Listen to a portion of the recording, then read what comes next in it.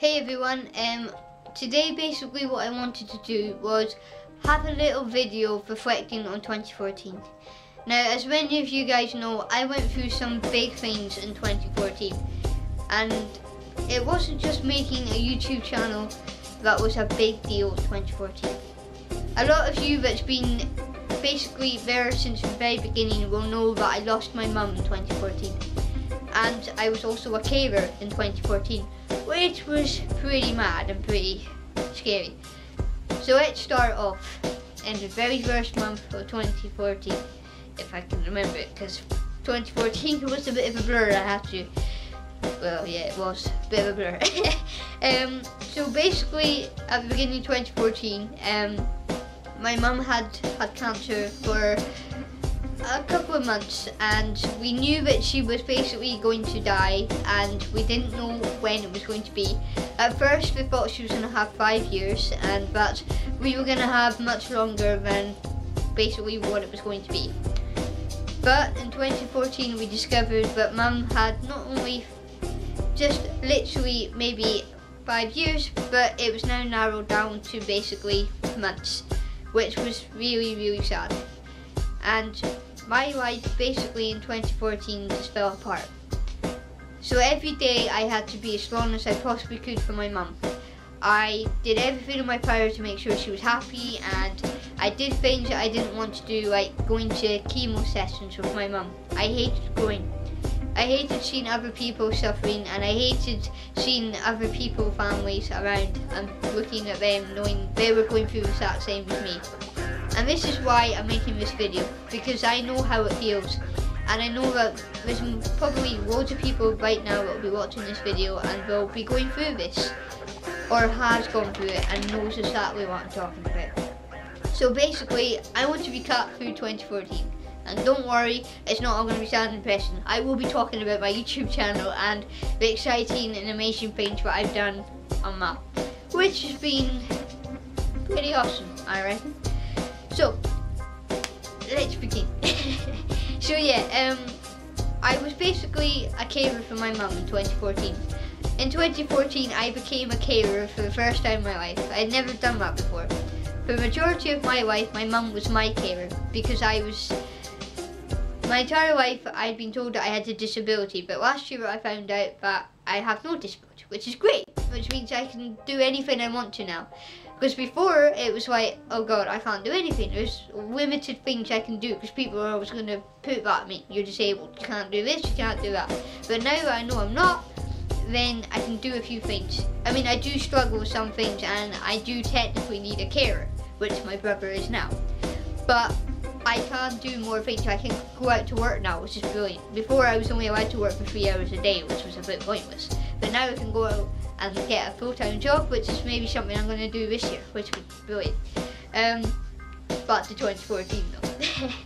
So basically, yeah, I became a carer. It was a bit of a strange emotion. One, I was very proud because I was looking after my mum, and I was giving back to her. Because for the majority of my life, she was my carer and my mum, and she did everything for me. My dad wasn't around, so she was doing a mum and dad job looking after me. She put up with a lot when I was little, because I was a little bit of a rascal, basically. But hey, what kid isn't, right? When you're little, you have to push the boundaries, and I kinda did that. So my mum went through that, and I basically decided when I became a carer that I was gonna look after her. No matter how hard or how difficult it be, I'd do it. No matter what, I'd just do it. So I did. I helped her when she needed to go to the toilet. I helped her when she was sick. I helped her when she was feeling low. When she cried, I was there for her. When she was happy, I was there for her. When she was wanting to talk to me about when she was going to die, I listened. Even though I would rather walk out of the room and not accept it was happening, I did it for her. And when she was telling me about ways that, you know, she'd want to know that I was coping after basically she wasn't here, and basically giving me advice, telling me things to do after she had died, things she wanted for a funeral and stuff. I went through it all. I didn't really want to do that, but I did it, because I suppose that's what being a carer is about. And at the end of the day, she did all that kind of well, not all that stuff for me, but you know, she looked after me my whole life, so yeah. So then I did that, and every time she went into hospital, that was another big thing I did in 2014. When my mum got ill, I had no confidence at all. I couldn't go into a bus from where I live to into basically anywhere. I couldn't go anywhere on the bus by myself. I had to have someone with me. It was impossible for me. I found it even difficult to go out for a walk with the dogs. My confidence was so low. But my mum with cancer basically forced me to go into a hospital and give her clothes and stuff for cleaning, like toothpaste and all that stuff. I had to pack a bag and I had to get into a taxi and I had to find my own way there and into the hospital, and I managed it all myself, and that was a very, very proud moment because I achieved that myself. And it was scary, but I did it all for my mum. And not only did I achieve that, but I also achieved many other confidence things.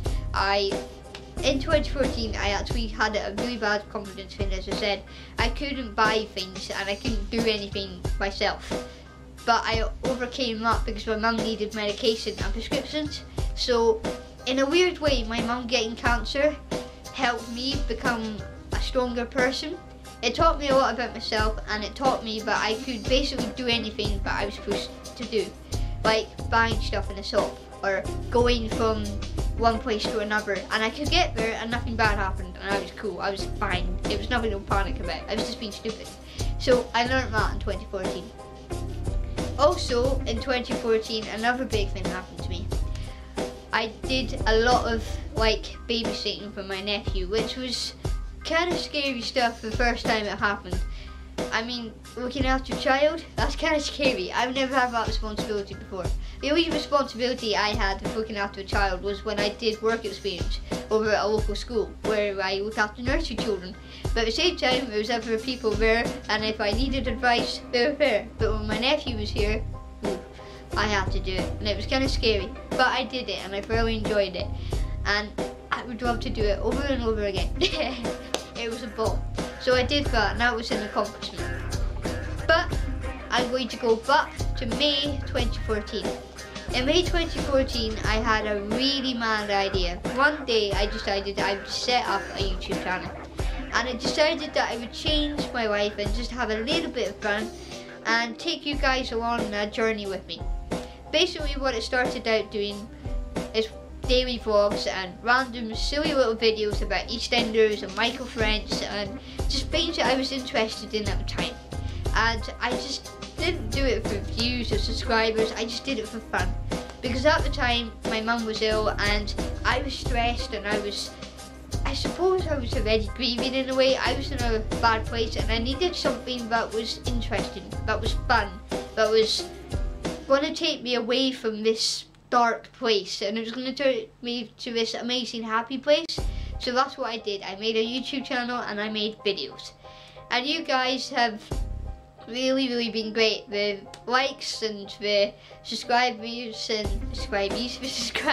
and comments has all been brilliant, and it really means so much that so many people have joined me since May and have liked my videos and enjoyed it. And you know, you got the chance to have met my mum when she was alive, and thankfully she wanted to be in videos, and you guys got to meet her, and you guys have met my crazy dogs and my amazing nephew. You've met him, and I know you guys absolutely adore Logan. And yeah, I've like shared this amazing journey with you guys. And at first what it was supposed to be was a video about how I was this person. I was 20 years old, I was a carer for my mum and she was dying of cancer. And it was supposed to be a video about how, well, this is what I'm going through, it's okay, I can do it and so can you do it if you're doing it too.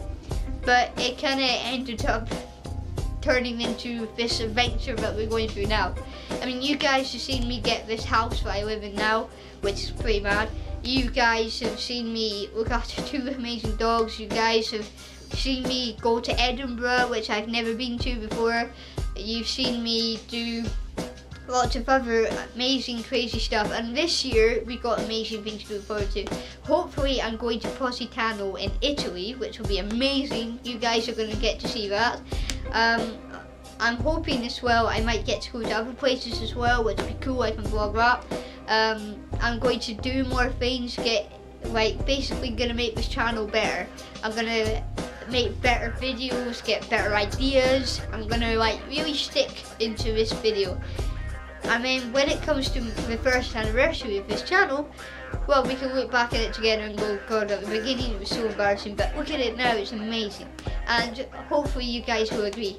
So if you guys have liked this video and maybe found it interesting or inspirational or helpful or any of that stuff, give it a like, share it around, and maybe give me a comment, and I will get back to you as well. If you guys have got anything you want to ask me, ask away and I will help.